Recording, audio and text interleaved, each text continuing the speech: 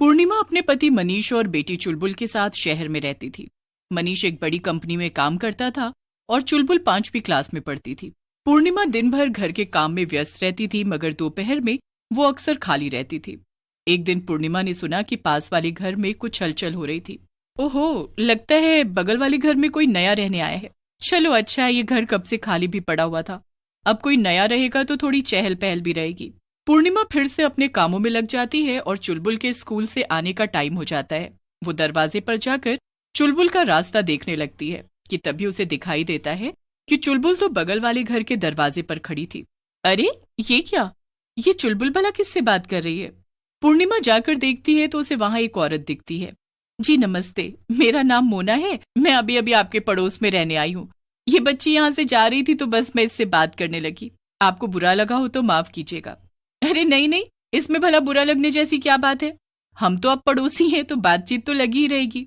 फिर पूर्णिमा चुलबुल के साथ घर आ जाती है और शाम को अपने पति से कहती है, अरे आपको पता है हमारे बगल वाले घर में एक नई पड़ोसन शिफ्ट हुई है, उनका नाम मोना है। अरे वाह, अच्छी बात है, कब से वो घर खाली पड़ा था। हाँ, मुझे तो वो बहुत अच्छी लगी, बातें भी बड़ी अच्छी अच्छी कर रही थी और चुलबुल को भी वो पसंद आई। देखो पूर्णिमा, वो तुम्हें पसंद आई ये अच्छी बात है, लेकिन जरा संभल के, आजकल जमाना बहुत खराब है, ऐसे इतनी जल्दी किसी से घुलना मिलना ठीक नहीं। अरे क्या आप भी, ये टीवी पर उल्टे सीधे क्राइम वाले सीरियल देख देख कर आपका दिमाग खराब हो गया है। वो अच्छी औरत है। मैं तो तुम्हारे ही भले के लिए कह रहा हूँ, लेकिन खैर, तुमने मेरी सुनी ही कब है जो अभी सुनोगी, जैसा सही लगे वैसा करो। इसके बाद पूर्णिमा और चुलबुल की मोना से दोस्ती और गहरी होने लगती है। तीनों अक्सर शाम को साथ में बैठा करते थे और कई बार पूर्णिमा चुलबुल को मोना के घर खेलने भेज देती थी। एक दिन पूर्णिमा को अचानक मनीष के साथ अपने ससुराल जाना पड़ा। मनीष की माँ की तबीयत बहुत खराब थी और वो हॉस्पिटल में एडमिट थी। पूर्णिमा को चुलबुल को साथ ले जाना सही नहीं लगा, इसलिए उसने उसे मोना के घर पर छोड़ दिया था। देख रहे हो मनीष, तुम कहते थे कि मोना से दोस्ती करना सही नहीं, लेकिन आज वही हमारे इतने काम आई है। चुलबुल किसी के भी घर नहीं रुकती थी, लेकिन देखो वो खुशी खुशी मोना के साथ रुक गई। मनीष पूर्णिमा की बात सुनकर भी कुछ नहीं बोलता है, लेकिन उसे मोना कुछ ठीक नहीं लग रही थी, मगर वो पूर्णिमा के सामने कुछ नहीं कह पाया। 2 दिन बाद पूर्णिमा और मनीष वापस आ जाते हैं। जब वो घर वापस आते हैं तो चुलबुल मोना के साथ खेल रही थी। चुलबुल बेटा, आओ, देखो मम्मी पापा वापस आ गए हैं। मगर चुलबुल मनीष की आवाज को एकदम अनदेखा कर देती है। चुलबुल फिर से कुछ नहीं बोलती है। मनीष को चुलबुल का ऐसे चुप रहना पसंद नहीं आता है और वो उसे लेकर घर चल पड़ता है, मगर चुलबुल अपना हाथ छुड़ाकर मोना के पास भाग जाती है। पूर्णिमा और मनीष दोनों ही ये सब देखकर हैरान रह जाते हैं। जल्दी यहाँ से चलो चुलबुल, वरना अच्छा नहीं होगा। इतना कहकर मनीष चुलबुल को थप्पड़ मारने जा ही रहा था कि मोना को गुस्सा आ जाता है और वो मनीष का हाथ पकड़कर मोड़ देती है। मोना की आंखें एकदम लाल हो जाती हैं और वो एक डरावनी चुड़ैल में बदल जाती है। ये क्या, ये तो एक चुड़ैल है, अरे कोई बचाओ मेरी बेटी को इससे। लेकिन मनीष या पूर्णिमा कोई भी उस चुड़ैल को हाथ लगाता, उसके पहले ही चुलबुल ने एक चाकू उठा लिया और अपने माँ बाप को मारने के लिए दौड़ पड़ी। मनीष और पूर्णिमा डर के कमरे के बाहर भाग गए। हे भगवान, आज मेरी अपनी बेटी मुझे मारने के लिए भाग रही है, वो जरूर इस चुड़ैल के वश में है। ये सब तुम्हारी गलती है पूर्णिमा, तुमसे मैंने मना किया था कि इस औरत से दूर रहो। पूर्णिमा जोर जोर से रोने लगती है। मुझे माफ कर दीजिए, मुझसे बहुत बड़ी गलती हो गई, अब हम क्या करें, हम अपनी बेटी को कैसे बचाएं? रोना बंद करो, अंदर चलो, हम कुछ ना कुछ रास्ता जरूर निकाल लेंगे। फिर दोनों घर के अंदर चले जाते हैं। दोनों को ही समझ में नहीं आ रहा था कि वो आखिर क्या करे और कैसे चुलबुल को घर वापस लेकर आए। रात काफी हो गई थी, लेकिन मनीष और पूर्णिमा को नींद ही नहीं आ रही थी। तभी मनीष ने कुछ आवाज सुनी। उसने देखा कि मोना चुड़ैल चुलबुल को लेकर कहीं जा रही है। ये क्या, ये चुड़ैल मेरी बेटी को लेकर कहाँ जा रही है? पूर्णिमा और मनीष दोनों उनके पीछे पीछे चलने लगते हैं। थोड़ी दूर जाने के मोना और चुलबुल वहीं कब्रिस्तान में एक बड़ा सा पानी का बर्तन रखकर बैठ जाते हैं और कोई तंत्र मंत्र करने लगते हैं। अरे ये चुड़ैल मेरी बेटी से क्या करा रही है, मैं इसे अभी रोकती हूँ। नहीं पूर्णिमा, रुक जाओ, मुझे देखने दो कि आखिर यहाँ पे हो क्या रहा है। मनीष ध्यान से सब कुछ देखता है और पूर्णिमा को लेकर घर आ जाता है।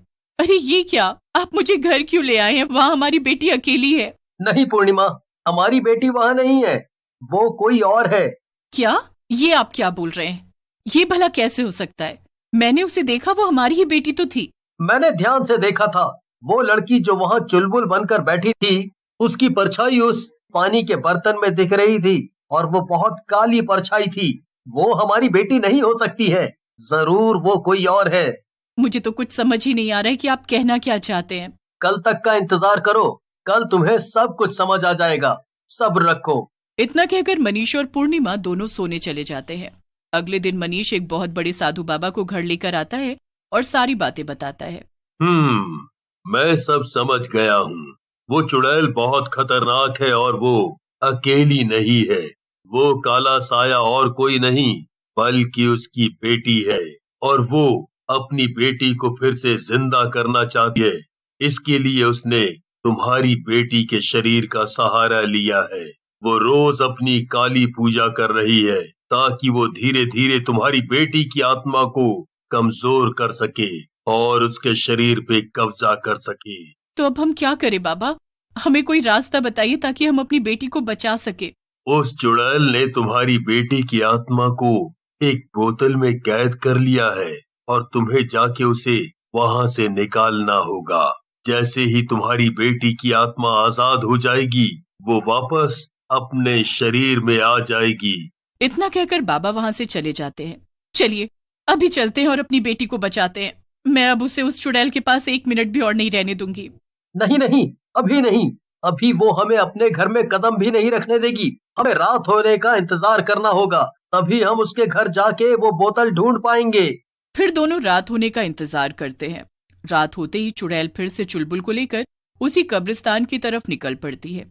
उसके जाते ही मनीष और पूर्णिमा चुपके से घर के अंदर घुस जाते हैं। हमारे पास ज्यादा वक्त नहीं है पूर्णिमा, हमें जल्दी से वो बोतल ढूंढनी होगी जिसमें हमारी चुलबुल की आत्मा कैद है। फिर दोनों वो बोतल ढूंढने में लग जाते हैं, लेकिन थोड़ी देर में चुड़ैल बुलबुल के साथ घर वापस आ जाती है। मनीष और पूर्णिमा जल्दी से एक अलमारी के पीछे जाकर छुप जाते हैं। अरे नहीं, ये तो वापस आ गई। अब हम क्या करें? कैसे हम अपनी बेटी को बचा पाएंगे? पूर्णिमा और मनीष चुपचाप वहीं खड़े रहते हैं। तभी मनीष की नजर चुड़ैल पर पड़ती है। वो कमरे में रखा एक बक्सा खोलती है और उसमें कुछ देखकर वापस उसे बंद कर देती है। फिर चुड़ैल चुलबुल को लेकर वहां से चली जाती है। तुमने देखा ना पूर्णिमा, हो ना हो वो बोतल जरूर इसी बक्से में है, इसीलिए इस चुड़ैल ने इसे इतना संभाल के रखा है। हाँ बिल्कुल ठीक कह रहे। चलो चलकर उस बक्से को खोलते हैं और अपनी बेटी को आजाद करते हैं। दोनों भागकर जाते हैं और उस बक्से को देखते हैं। ये क्या, इसमें तो ताला लगा है। हटो, मैं इसे तोड़ता हूँ, हमारे पास ज्यादा वक्त नहीं है। मनीष जोर से उस ताले को तोड़ने लगता है। चुड़ैल उसे देख लेती है और भागी भागी आती है। लगता है तुम दोनों को अपनी जान प्यारी नहीं है, तुम फिर से यहाँ गए। रुको, मैं अभी तुम्हारा खेल खत्म करती हूँ। तुम्हें मारकर ही मैं अपने मकसद में कामयाब हो पाऊंगी, वरना तुम मुझे मेरा काम नहीं करने दोगे। खेल तो अब तेरा खत्म होगा चुड़ैल। तू हमारी बेटी को मारना चाहती थी ना, लेकिन ये देख मेरे हाथ में क्या है। मनीष को वो बोतल मिल गई थी जिसमें चुलबुल की आत्मा कैद थी। उसे देखते ही चुड़ैल की हालत खराब हो गई और वो डर से कांपने लगी।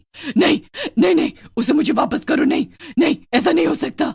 मनीष उस चुड़ैल की एक नहीं सुनता और बोतल को जमीन पर पटक देता है। बोतल टूट जाती है और चुलबुल की आत्मा आजाद हो जाती है। वो अपने शरीर में वापस चली जाती है।